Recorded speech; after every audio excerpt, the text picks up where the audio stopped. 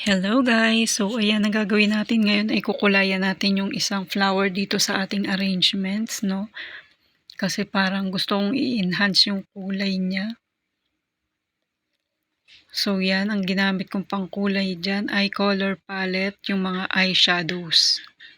Pang eyeshadow na color palette ang ginamit natin dyan. Mga pastel color siya. So yan, may pagka shade ng purple yung ginamit kong pangkulay dyan. So yan. Lagyan natin ng kulay.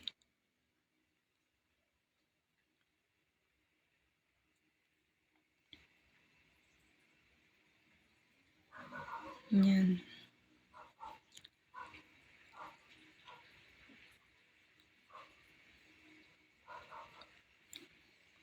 Medyo parang puro blue kasi siya, puro light blue lahat ng kulay. So, gusto ko maiba naman tong isa na to kasi nakita nyo yung ibang arrangements. Meron siyang darker shade. So, yan. Lagyan naman natin yung gitna nito ng ibang shade para medyo gumanda yung kulay niya.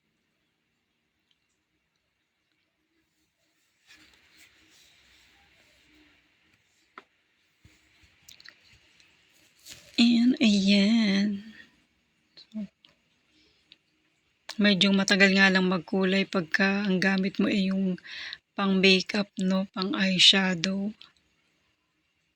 Hindi kagaya siguro pag mga parang crepas, yung mga oil pastels.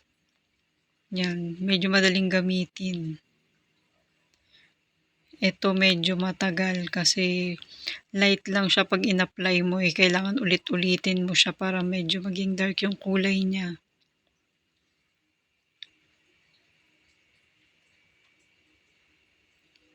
So yan, medyo hinahawi-hawi ko ng konti yung mga pollen ng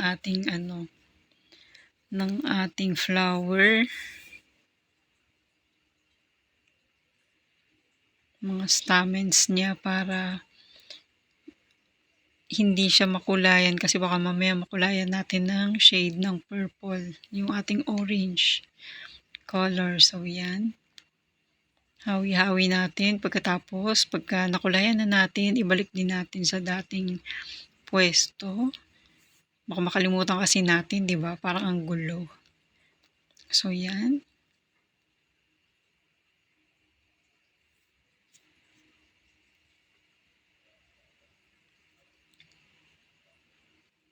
Kulayan natin para medyo mabuhay yung ating flower.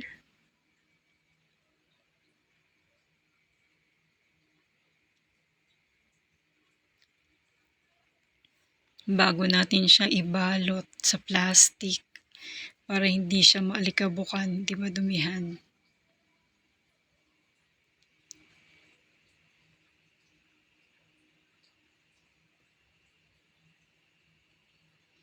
So, yan.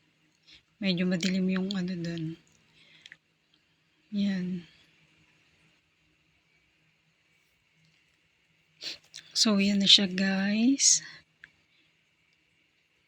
Tignan natin kung maganda.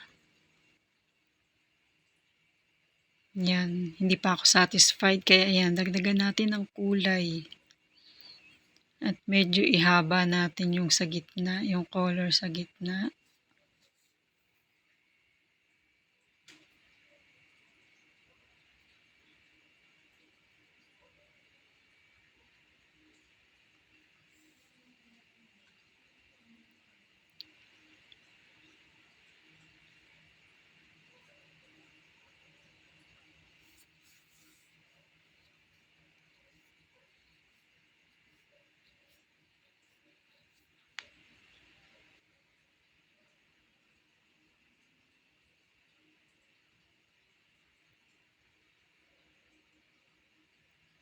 So, linyahan natin sa gitna ng konti, no?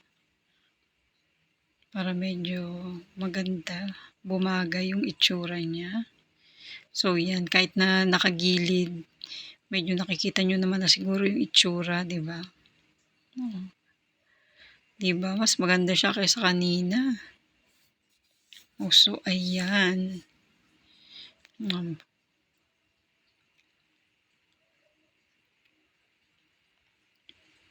So, ayan na siya guys. So, di ba? Medyo mas maganda siya compared dun sa kanina. So, ayan. Satisfied na ba tayo dyan? Ayan. Siguro satisfied na din. Diba? Siguro satisfied na rin daw. Pero maganda siya ha. In fairness. So, ayan ang ating final results, mga mi.